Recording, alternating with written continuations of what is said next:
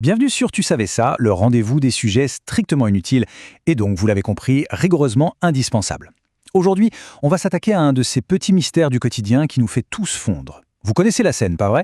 On parle à son chien, il nous regarde avec une intensité folle et d'un coup, hop, il penche la tête sur le côté. C'est adorable, on est d'accord.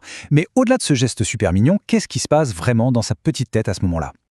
Alors, creusons un peu. Est-ce qu'il essaye de mieux nous comprendre? Est-ce qu'il a capté un mot magique comme promenade ou biscuit?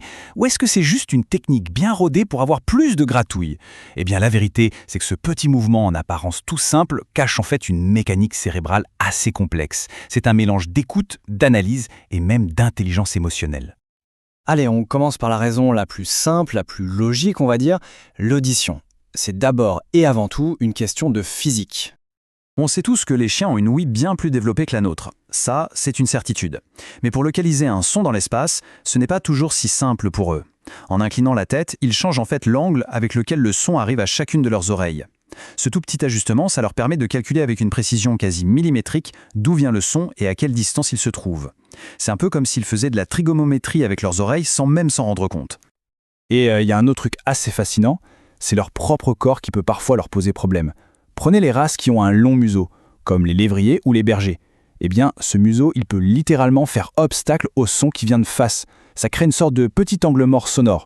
Donc, pencher la tête, c'est aussi une astuce pour contourner leur propre nez et mieux capter ce qu'on leur dit. Bon, mais ce n'est pas qu'une histoire d'oreille, loin de là. Un chien n'écoute pas seulement avec son ouïe, il écoute aussi, et surtout, avec ses yeux. C'est la deuxième grande explication.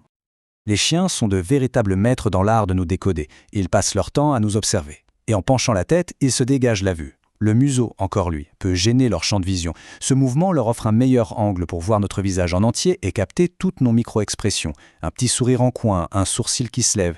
Ils cherchent des indices visuels pour comprendre le contexte de ce qu'ils entendent. En fait, un chien n'entend pas juste des mots. Il cherche l'intention, l'émotion qui se cache derrière.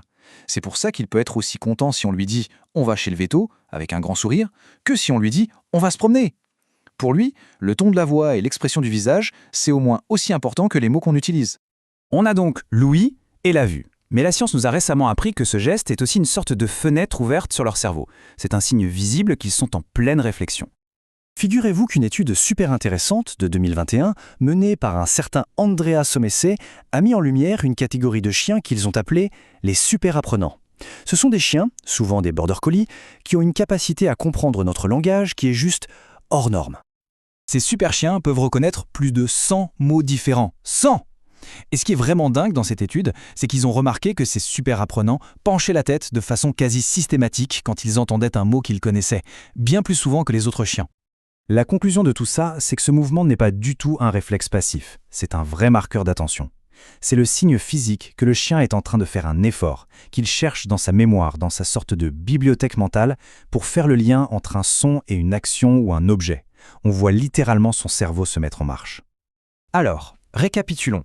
On a l'ouïe, la vue, la concentration, mais il manque la dernière pièce du puzzle. Et cette pièce, eh bien, c'est nous, les humains. Parce que ce geste est aussi devenu un formidable outil social. Le mécanisme est tout simple. C'est ce qu'on appelle le renforcement positif. La première fois, le chiot penche la tête par pur instinct pour mieux voir ou entendre. Nous, on réagit comment? Oh là, mais qu'est-ce qu'il est mignon! On lui sourit, on le caresse. Le chien, qui est loin d'être bête, fait vite le lien. Ah, quand je fais ça, j'ai une réaction super positive. Du coup, il apprend à utiliser ce geste consciemment pour capter notre attention. Malin.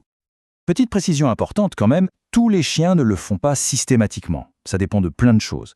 La forme des oreilles, par exemple. Les chiens avec des oreilles tombantes, comme les cockers, auraient tendance à le faire plus souvent, pour compenser. Et puis bien sûr, le caractère du chien et la force du lien qu'il a avec son maître jouent un rôle immense.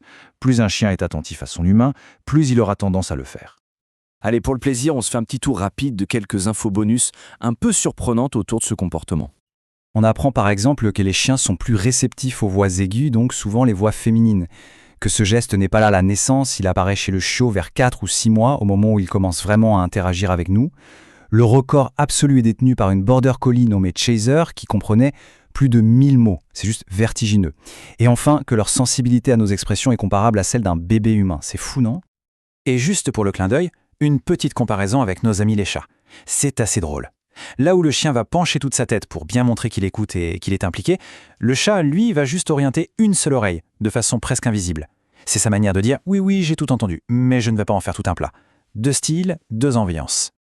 Et voilà, ce simple petit mouvement de tête, c'est en réalité le croisement de l'acoustique, de la psychologie cognitive et de l'interaction sociale. C'est beaucoup plus complexe qu'il n'y paraît. Et ça nous laisse avec une question pour la route. Ce geste qui nous touche tant, est-ce qui nous en dit plus sur l'intelligence incroyable des chiens ou sur notre propre besoin à nous, humains, d'être écoutés et compris par ceux qu'on aime? Ça mérite d'y penser. À bientôt pour un nouveau sujet.